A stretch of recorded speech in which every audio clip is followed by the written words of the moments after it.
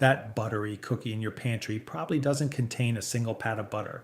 Flip the package over and you'll find palm oil, soybean oil, sometimes all three cheap oils at once.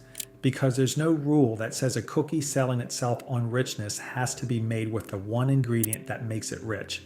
And get this, one famous brand sells a shortbread, a cookie that by definition is supposed to be mostly butter, made with soybean oil, canola oil, palm oil, and corn syrup, and not one drop of butter. So today we're walking through 5 cookie brands you should skip, and 3 that are actually made with real butter. If you're tired of being lied to, smash subscribe. You're going to want to share this one. Here's the thing about cookies. A real cookie is almost embarrassingly simple. Flour, butter, sugar, eggs, maybe some chocolate or vanilla. The butter is the whole point. It's what carries the flavor, what makes shortbread crumble and a chocolate chip cookie taste rich instead of greasy. But butter is expensive and it's perishable. So the big brands swap it out for palm oil and soybean oil. Fats that cost less, last longer on a shelf, and taste like nothing. Then they lean on natural and artificial flavor to fake the richness the butter would have brought for free. And here's a regulatory wrinkle worth knowing. When these cookies bake in brown, they form a chemical called acrylamide, a probable carcinogen. In Europe, bakers are legally required to keep it down and actively reduce it. Here in the States, that's only a voluntary suggestion. Just not here. Let's name names. Number 5 is the cookie that basically invented the supermarket chocolate chip, Chips Ahoy, from Nabisco, on shelves since 1963. Look at the ingredient list and you'll see the fat doing the work isn't butter. It's a mix of canola and palm oil, propped up with natural and artificial flavor. Here's the history most people forgot. For decades, cookies like these were made with partially hydrogenated oil, artificial trans fat, the kind that raises your bad cholesterol and lowers the good, until the FDA finally banned it, with the deadline landing in 2018. The palm oil you see now is what replaced it. It's the default cookie in a million pantries, and it's fine if all you want is sweet and crunchy. But there is no butter in there, and there never really was. What makes this particularly telling is the artificial flavor. A cookie this simple shouldn't need a lab to taste like a cookie. Number 4 is the best-selling cookie on the planet, Oreo, also from Nabisco. Now, in fairness, Oreo never promised you butter, but if you're hunting for a cookie made with real butter, this is the one most people don't realize is built entirely on oil. Look at the ingredient list: palm and canola oil, sugar, and that same natural and artificial flavor. Like Chips Ahoy, the Oreo spent decades made with partially hydrogenated trans fat before the 2018 ban pushed the industry to palm oil instead.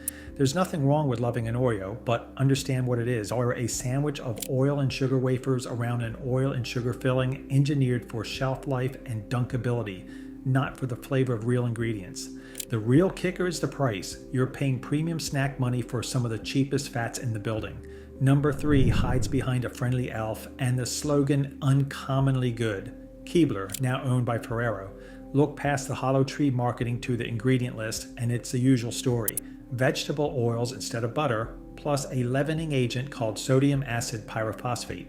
And in some varieties, like the fudge stripes, high fructose corn syrup. Here's what's going on. Uncommonly Good is doing a lot of heavy lifting for a cookie that's commonly made: refined flour, cheap oil, sugar, and additives. The same formula as half the aisle. The elf is the most expensive ingredient. There's no butter carrying the flavor here, just oil and sugar and a little chemistry to keep it shelf stable. It's not the worst on this list, but uncommonly good is a promise the ingredient list doesn't keep.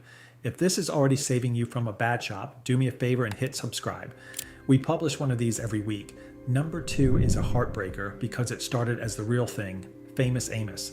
In 1975, a man named Wally Amos, the first black talent agent at the William Morris Agency, took his Aunt Della's chocolate chip recipe and a $25,000 loan from friends like Marvin Gaye and opened the world's first cookie store on Sunset Boulevard. It was a premium, fresh-baked, bite-sized cookie, and it was a sensation. Then he lost it. By 1985, Wally Amos had lost control of his own company and even the right to use his own name and face to sell cookies. The brand passed through 4 owners and got cheapened down into the mass-produced palm oil version sitting on the shelf today, now owned by Ferrero. Look at the ingredient list now and the butter's gone, the freshness is gone, And what's left is a hard little palm oil cookie trading on a name its founder didn't even own anymore. Wally Amos died in 2024. The cookie with his name on it is a monument to everything that cheapening a recipe takes away. And the worst of the bunch, number 1, is the one that gives the whole game away. Lorna Doone, the Nabisco shortbread. Shortbread has exactly one reason to exist: butter. Real shortbread is butter, flour, sugar, and a pinch of salt. That's the entire cookie. And the butter is the star.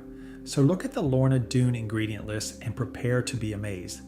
There's soybean oil, there's canola oil, there's palm oil, 3 cheap oils standing in for the one fat the cookie is supposed to be built on, and then high fructose corn syrup and artificial flavor on top.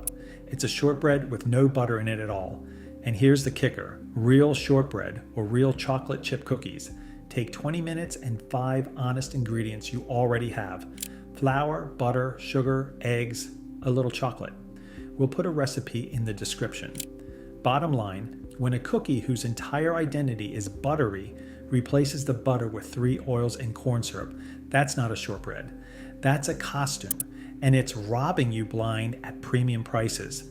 Now the good news, because cookies made with real butter are still out there.